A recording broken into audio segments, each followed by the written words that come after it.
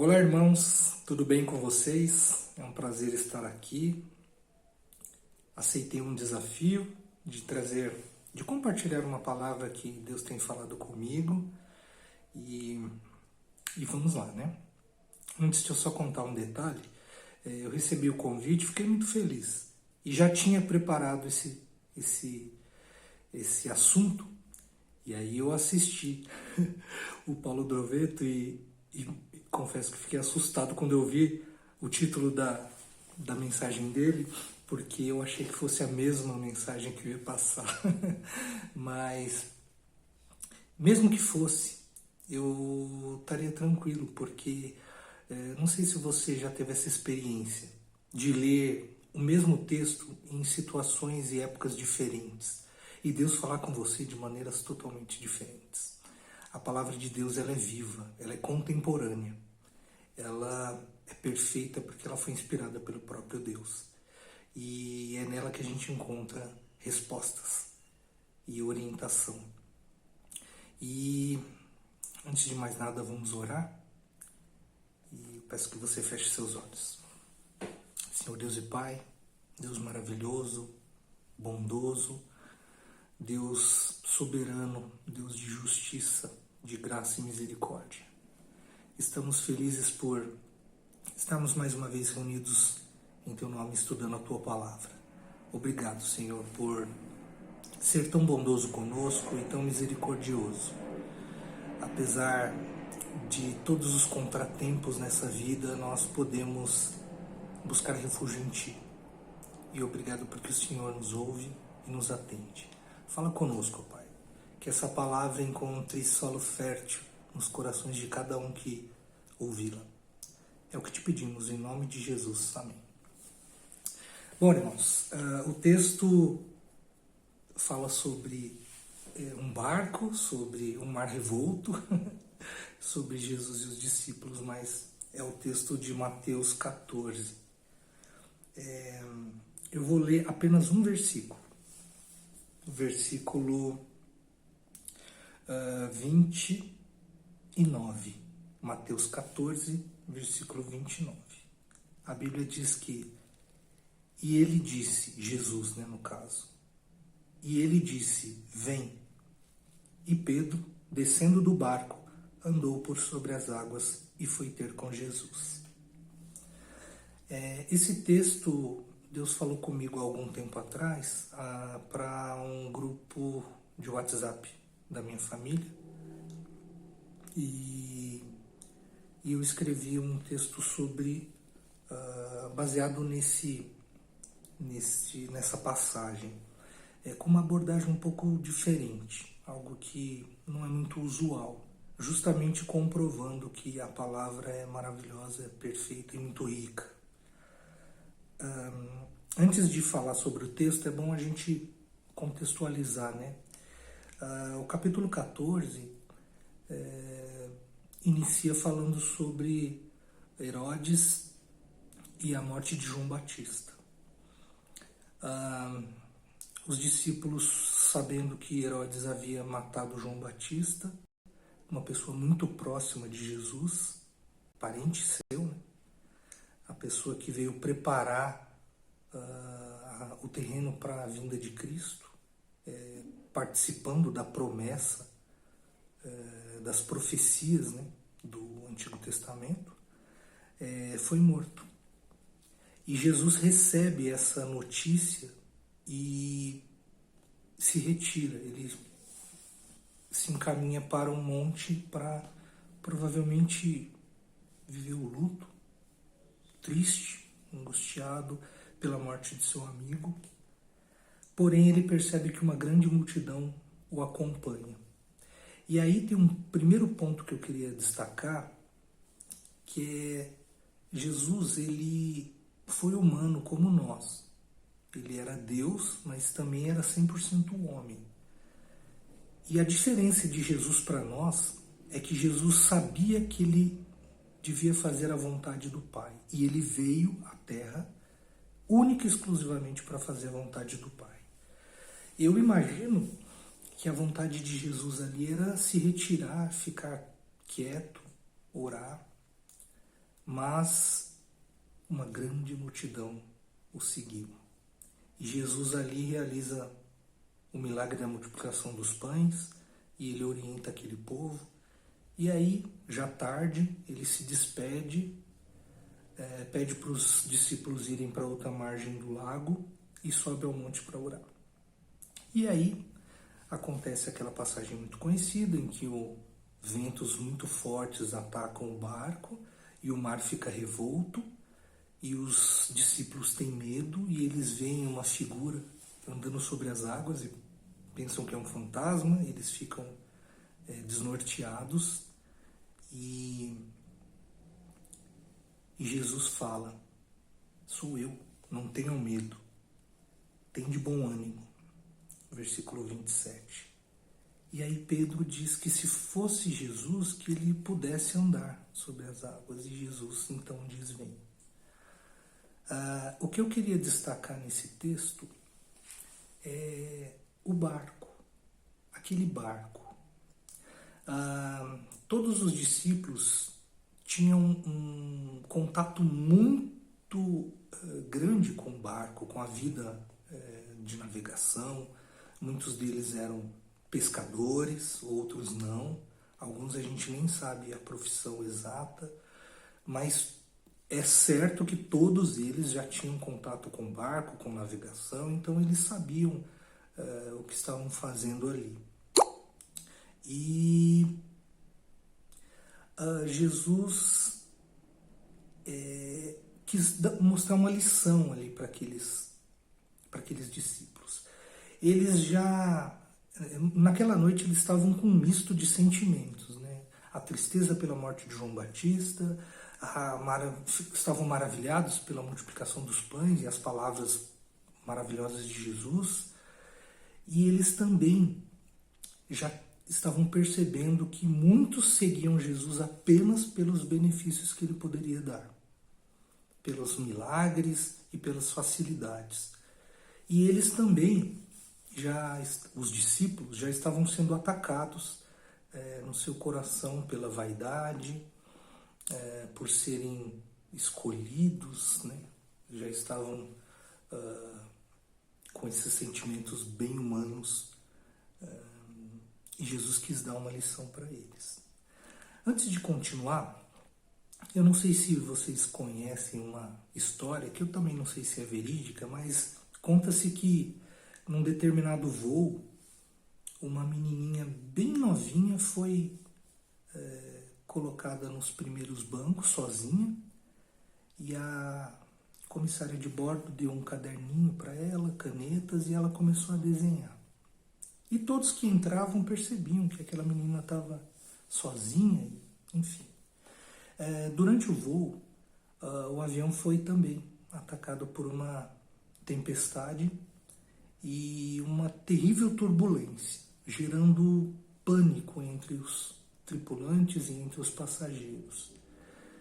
E o detalhe foi que aquela menininha se manteve absolutamente tranquila e não parou de desenhar, independente das luzes, do apito das luzes, dos sons de indicação de afivelar cintos, da orientação das comissárias de bordo, das pessoas gritando, e ela se manteve totalmente tranquila. E quando aquele avião chegou ao seu destino, um dos passageiros foi perguntar para ela por que ela não se desesperou, por que ela estava tão tranquila.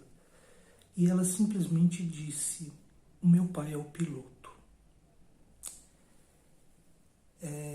Existe uma relação muito grande entre essa história e a questão do barco. E eu queria destacar nesse estudo a figura do barco. Aquele barco, para os discípulos, era importante, mas não era essencial. Não era o barco que sustentava a vida deles. Isso que Jesus quis mostrar. Que independente de tempestade, da condição daquele barco, Jesus estava lá naquele momento E eles deveriam confiar em Jesus, confiar suas vidas a Jesus.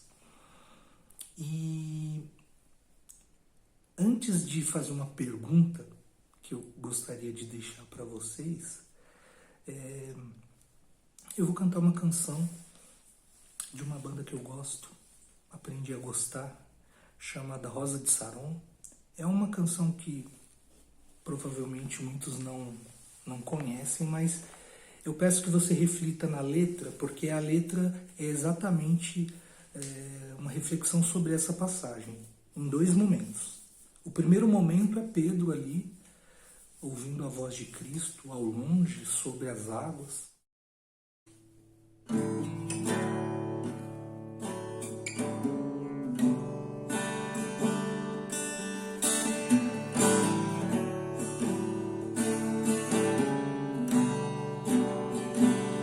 Mas o mar é fundo demais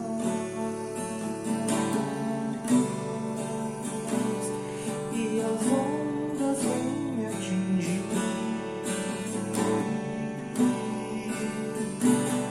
E se eu tentar caminhar e duvidar, e se eu cair, ouço uma voz distante a chamar, por sobre o monte, por sobre o mar. Ouço uma voz que me põe a andar, ela diz: vem por sobre o monte, por sobre o mar. Tua voz me faz acreditar. Só na dúvida, vem me chamar. Tua voz me faz acreditar. E ela me diz: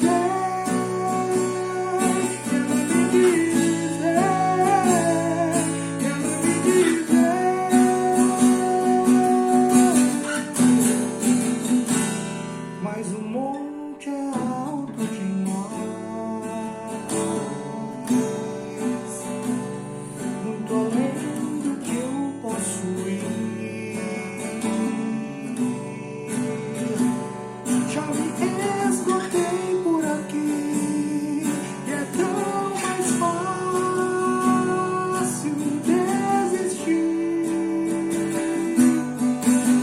Ouço uma voz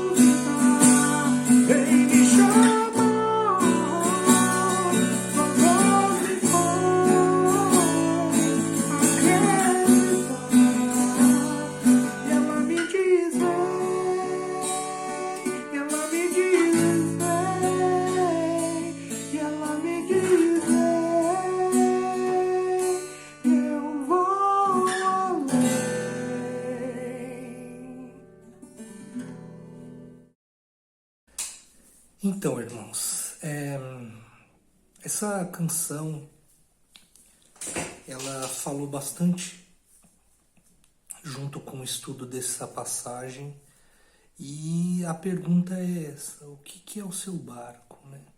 O que Jesus está pedindo para você deixar, para você segui-lo, que vai demandar de você uma fé, uma confiança que transcende esse mundo e o que para nós é importante, para nós humanos, porque nós fomos criados para servir a Deus, e para isso nós devemos estar disponíveis a Ele. E Deus pode nos querer em locais que nós não desejamos, ou que nós não imaginamos, ou que nós até não acreditamos que possamos ir. Essa passagem de Jesus sobre as águas, ela tem muitas outras lições, muitas outras, e cada um pode refletir um pouco sobre isso. Até eu imagino Pedro, né, eufórico, ouvindo Jesus de longe, ainda sob o ataque dos ventos, né, o barco agitado, e ele se dispondo a ir, e ele dá os primeiros passos, ainda segurando no barco, e ele solta o barco e começa a andar, e a alegria toma conta dele, até o instante que ele olha para trás e vê a segurança dele, humana, né? A nossa carne falando mais alto. E aí ele tem dúvida. E aí ele cai.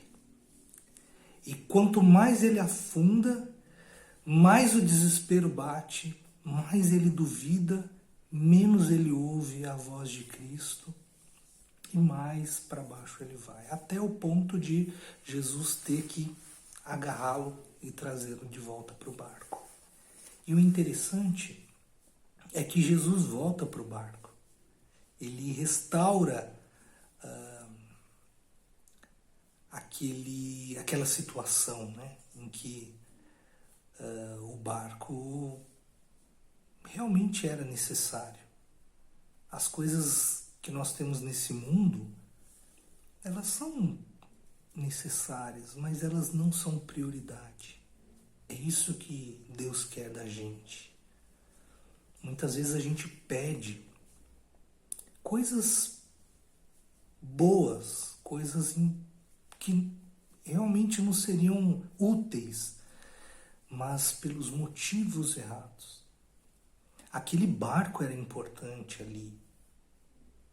Afinal, nós estamos ainda nesse mundo, nós ainda não fomos para a glória, então nós precisamos, né, do nosso barco. E os discípulos precisavam ali. Jesus poderia segurar todos pela mão e andar sobre as águas até outra margem? Sim, mas não era vontade de Deus. E Jesus leva Pedro de volta ao barco. Ou seja, nós devemos dar o real valor às coisas desse mundo e tirar da nossa mente e do nosso coração o rótulo de prioridade. Nossa carreira,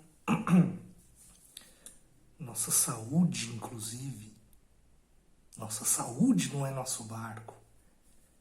Eu tenho muito contato com pessoas que têm uma doença chamada esclerose múltipla. E essas pessoas, elas sofrem de degeneração do seu corpo, e a esclerose múltipla não tem cura. E eu sempre me perguntava, o que eu posso desejar para uma pessoa dessa? Saúde, paz? E aí eu pensei na paz. Eu pensei em outras coisas, mas a paz de Cristo veio forte no meu coração quando eu fiz essa pergunta. Era o Espírito me respondendo, assim como Ele responde a nós. E a paz de Cristo é algo que transcende qualquer problema que nós podemos ter. E é a paz de Cristo que vai nos fazer desapegar do nosso barco. Por isso eu faço um desafio para vocês, de refletir sobre o que é o seu barco, o que te faz sentir seguro aqui nessa terra. E se Jesus pedir para você sair dele e ao encontro do desconhecido, você teria tamanha fé, coragem para deixar? Tudo começa com exercício de refletir sobre isso. Então eu desafio, assim como eu tenho feito, de desafiar cada um de nós a refletir sobre o nosso barco. Eu agradeço a Deus pela oportunidade e desejo a todos que fiquem com a paz de Cristo e que Ele possa falar com cada um. Um grande abraço a todos.